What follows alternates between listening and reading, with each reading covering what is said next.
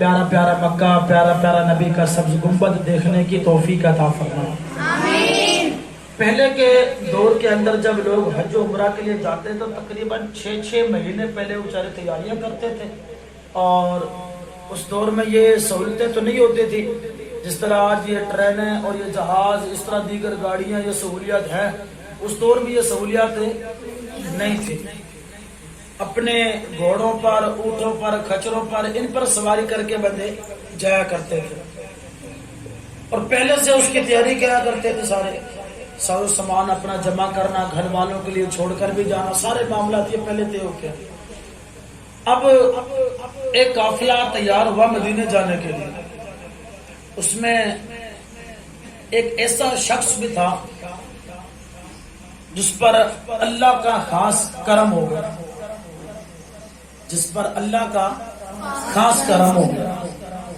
اب وہ قافلہ جب اپنے علاقے کی جامع مسجد میں آیا نا کہ جی رات کو یہاں پر جمع ہوتے ہیں، صبح یہاں سے قافلہ روانہ ہو جائے گا مدینے کے لیے، تو وہاں جب وہ اپنے اس علاقے کی جامع مسجد میں آیا، جیسے وہ مسجد میں داخل ہونے لگا نا تو اس کی اچانک نظر پڑی ایک نقاب پوش عورت، یعنی برقع پہنے ہوئے تھے، اپنے آپ کو چھپایا ہوا تھا، ہاتھ میں اس کے چھری اور ایک مرا ہوا جانور جسے مردار کہا جاتا ہے اس کی بوٹیاں اتار لی۔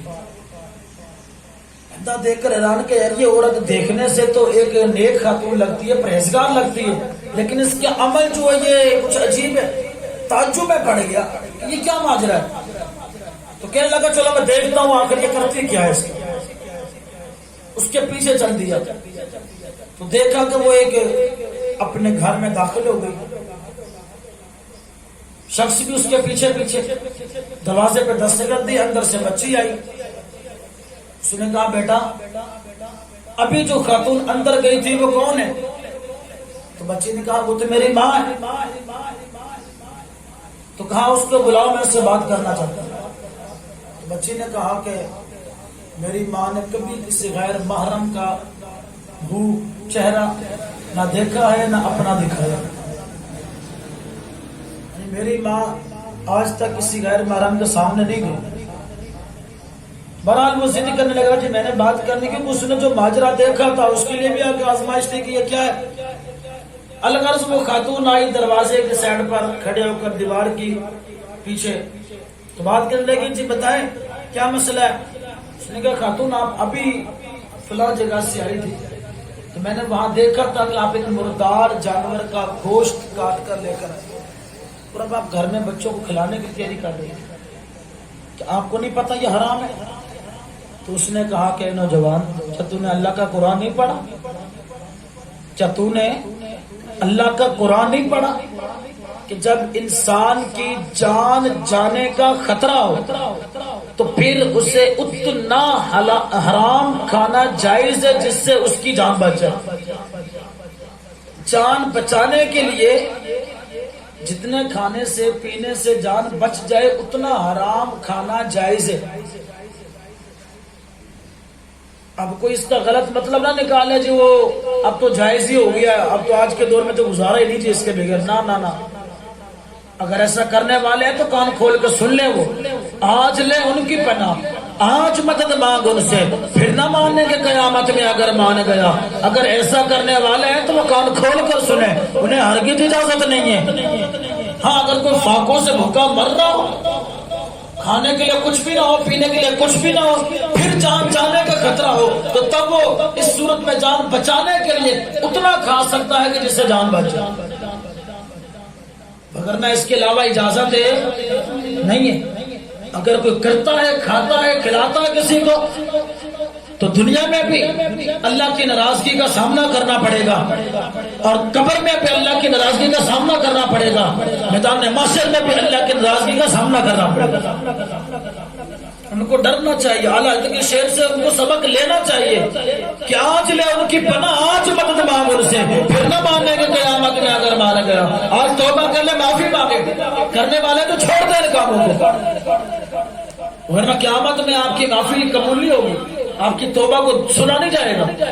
الغرض اس عورت نے کہا کہ قرآن میں اتنا تو موجود ہے کہ اتنا ہم کھا سکتے ہیں جان بچانے کے لیے، تو ہمارا کمانے کے لیے کوئی بھی ایسا شخص نہیں ہے جو ہمیں کما کر دے سکے، تو مجبوراً کئی دن فاقے سے گزرے، مجبور ہو کر بچوں کی جان بچانے کے لیے میں یہ مردار گوشت کے چند ٹکڑے لے کر اپنے بچوں کو کھلانے کے لیے لوں۔ اس شخص کی آنکھوں میں آنسو آئے، بڑا دکھ، بڑا افسوس۔ اس نے جو 6 مہینے لگا کر رقم جمع کی تھی نا، اس نے وہ تھیلی آگے بڑھائی اور کہا کہ ایک خاتون یہ تھیلی لے، اپنے بچوں کو خود بھی حلال کھاؤ اور حلال کھلاؤ۔ خاتون نے کہا میں تو آل رسول ہوں، میں تو آل رسول ہوں، میں صدقہ نہیں لے سکتے، میں کوئی زکوٰۃ نہیں لے سکتے۔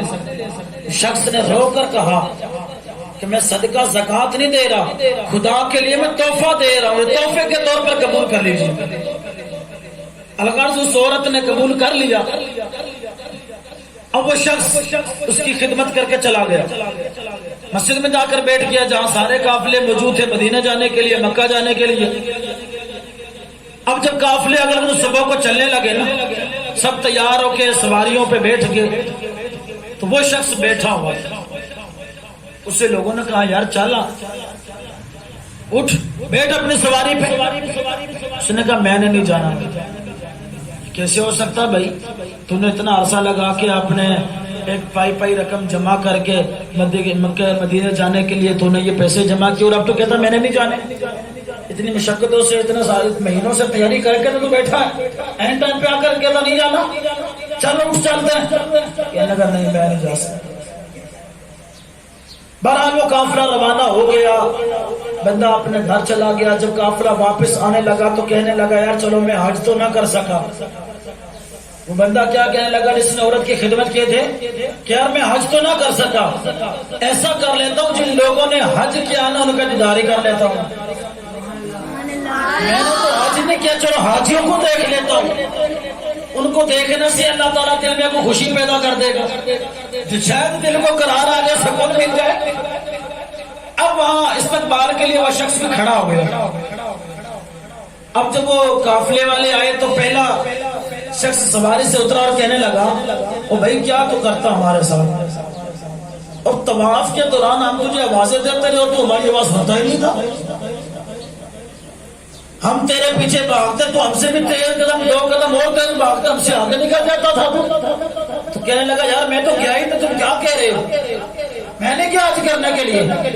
اتنے میں دوسرا سواری سے اترا اور کہنے لگا نا ایسا نہ کر، میں نے اور مصطفیٰ میں نے تجھے دیکھا ہے، میں تیرے پیچھے بھاگنے کی کوشش کرتا بھاگتا تھا لیکن تم مجھ سے بھی تیز بھاگنا شروع کر دیتا تھا، ہمارے ہاتھ ہی نہیں آتا تھا۔ وہ شخص پھر کہنے لگا بھائی میں تو گیا ہی نہیں، میں تو حج کرنے کیا نہیں، تم کیا کہہ رہے ہو۔ اتنا میں سواری سے تیسرا شخص اترا اور آ کر کہنے لگا ان 2 کو تو جھٹلا رہا ہے نا کہ میں نہیں گیا، مجھے کیسے جھٹلائے گا، یہ دیکھ یہ تو نے تھیلا مجھے دیا تھا، تیرا تھیلا امانت کے طور پر میرے پاس تھا، یہ پکڑ اپنے تھیلے کو، اب بتا تو گیا تھا کہ نہیں گیا تھا، یہ تھیلا تیرا ہے یا نہیں ہے۔ وہ بندہ پریشان ہو گیا، یہ تو میں نے فلاں غریب کو اس میں سے چند سکے ڈال کے اس کو دیے تھے، یہ وہی تھیلا ہے، ان لوگوں کے پاس حاجیوں کے پاس کیسے پہنچ گیا۔ پریشانی کی عالم اس کی آنکھ لگ گئی، پریشانی کی عالم میں آنکھ لگ گئی۔ ظاہری آنکھیں تو کیا بند ہوئی، اس کے قسمت کی آنکھیں جاگ گئی، اس کی قسمت جاگ اٹھی، دل کی آنکھیں جاگ اٹھی، خواب کے اندر اللہ کے محبوب کا دیدار مل گیا۔ بڑا پریشان تھا۔ میرے آقا نے فرمایا کیوں پریشان ہوتا ہے، تو نے آل رسول کی خدمت کی، ان کی مدد کی، اللہ تعالیٰ کو تیری یہ ادا، تیرا یہ خدمت کرنا اتنا پسند آیا کہ اللہ نے تیری شکل کا ایک فرشتہ پیدا کر دیا اور اس کی ڈیوٹی لگا دی کہ تیرے نام کا حج کرے، اور بلکہ یہاں پر بس نہیں، آگے لکھا ہے کہ اس فرشتے کی ڈیوٹی اللہ کے نبی نے فرمایا کہ یہ فرشتہ قیامت تک ہر سال تیرے نام کا تیری شکل میں آ کر حج کرتا رہے گا، اس کا ثواب تیرے نام اعمال میں لکھا جاتا رہے گا۔ اتنا کرم میرے محبوب نے کر دیا، کس لیے کہ اس نے آل رسول کے ساتھ محبت کا اظہار کیا تھا، آل رسول کے دلوں کو خوش کیا تھا، اللہ کو یہ ادا ایسی پسند آئی، اللہ نے زندگی بھر کے لیے حج کا ثواب عطا فرما دیا۔ مدینہ جانے والوں جاؤ جاؤ فی امان اللہ، کبھی تو اپنا بھی لگ جائے گا بستر مدینے میں۔ اور اس نے بھی مدینہ دیکھ لیا، اس نے بھی مدینہ دیکھ لیا۔ آقا کب یہ ہم بھی کہیں کہ ہم نے بھی مدینہ دیکھ لیا، اور اب تو بس ایک ہی دھن ہے کہ مدینہ محبوب کے صدقے، اپنے محبوب کے صحابہ کے صدقے ہم سب کو ہر سال حج و عمرہ کی سعادت عطا فرما۔